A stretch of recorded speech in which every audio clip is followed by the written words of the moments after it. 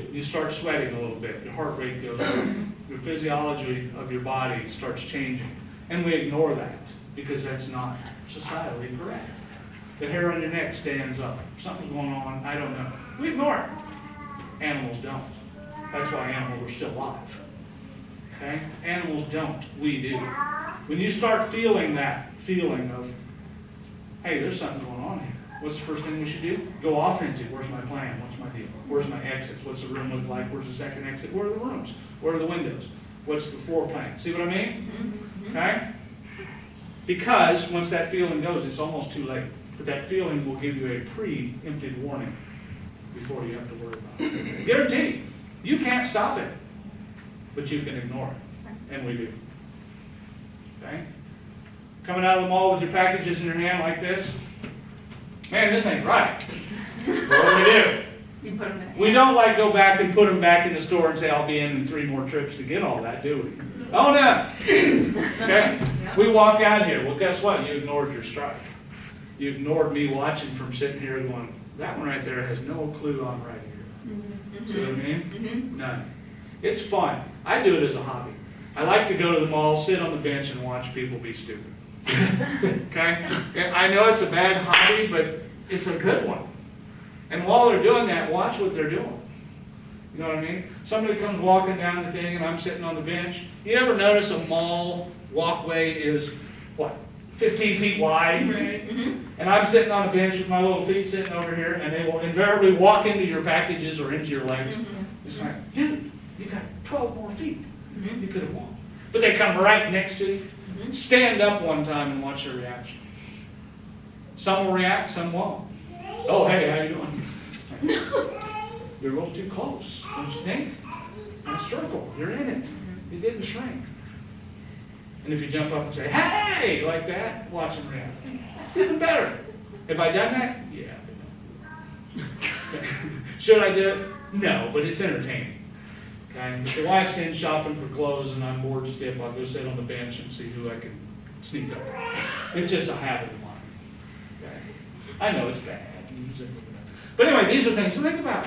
So if you go shopping on the mall, I bet you think about it different now. Yes. Just a little bit much. That's education of the brain. Okay? So we talked about don't follow people, don't follow their lead, don't unless you have question it. Just question it. I'm not saying don't do it, I'm saying question it. Think about what you're going to do or what the reasoning is. Why do I have you facing this way? Why do I have you facing the other way? Okay? As a classroom, as a teacher, what would facing the windows do? Would that be a good teaching plan or a bad teaching plan?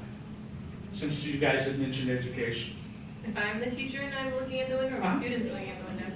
Like we were when we first came in, students. Distracting for the students so they can look out the window. Absolutely. Yeah. Okay? So as a teaching plan, I would want you facing this way. Right. I want to be your focus point. Right. Okay? As a security standpoint, good or bad? Probably not so good. It depends. If it's happening outside, I want to shield them. Yeah, you can see. Looking towards the window. I can see, but you guys can't. So who's in charge of your security? Me. What were you? You. What? Me? Ourselves. The teacher. We are. Well, your own self. Your own You self. don't control anything. Yeah. You run and dip. I'm on my own. Yeah, he's gonna bounce. Ah, He's now gonna we're save seeing. us. Oh. I'm teaching in the classroom. Yeah, you're my I'm responsibility. more concerned about my security. Well, okay. Now, That's what we're saying. Exactly. He's doing it I'm for not a himself. Teachers are going listen to our conversation. Okay? Deuces. You guys are all somewhat related, kind of have a background, right, going on here, but you have a whole lot of different views. Who's in charge of your security? Myself. You. Myself. You, Oh, not me me. myself. That's what we said. I'm thinking in my profession, my responsibility is my 28-year-olds. They're not looking at me and saying, I'm bouncing, peace out. No, you're my responsibility. By your assignment, though, Yes, you're in that's what I'm charge. saying. It depends. If you're asking me, is it the teacher's responsibility or the owner? No, that's my responsibility. Okay. You, my safety is you. I am asking, but the two get mixed up, don't they? Yes. Depends. As older, you can fend for yourself. How But about that mix-up, my what's it taking us? 8-year-olds can't. What's it taking us? 30 seconds, 45 seconds for us to decide that we're really saying the same thing? That's how long it takes for an active shooter to run through this school and kill 10 people. Right. But again, what Christy's saying. I'm not cutting it down. I'm just saying that's why you have to think like this. I'm in charge of myself. If I choose to put myself in protecting you, the student versus the teacher, then that's my choice. Right. Okay? But if I'm looking out the window and I say, hey, here comes a dude with a rifle in his hand, most of you are going to say, well, what are we going to do? I'm not saying you will, but you see what I mean? Most students will say, hey, that's old Johnny. Yeah, it's not unusual for him to come in and start shooting everybody. What? Okay, what? The first thing you ought to be thinking is, I need a plan, right? Because that is the hair on my neck, that is the sweat, that is my blood pulse, my blood pressure rising, that is my pulse increasing. The first time I see something that is not normal. Okay? Same way at the mall, same way there. It doesn't have to be a gun. It can be somebody you don't recognize coming across campus or in your classroom. If you come into the classroom and you've been there for a semester or for whatever, every Thursday night, and you have 11 students and there's a 12th person, what's the first thing you should be doing? Oh, are you lost? Okay, which I think we would. Why? Because if you're the teacher, Yeah. but are you in class and there's another person, is it a guest speaker? Or is it just somebody sneaking into class? See what I mean? You offensively should have a plan, exits, how you want to deal with, or go over and hit them up. Hey, how are you doing? Introduce yourself. Yeah, but I don't want to introduce myself to the attacker. Yeah, you do. Know your enemy, right? If he turns out to be an enemy, at least you were the first one to say, hey, he don't fit here. I think I'll leave today.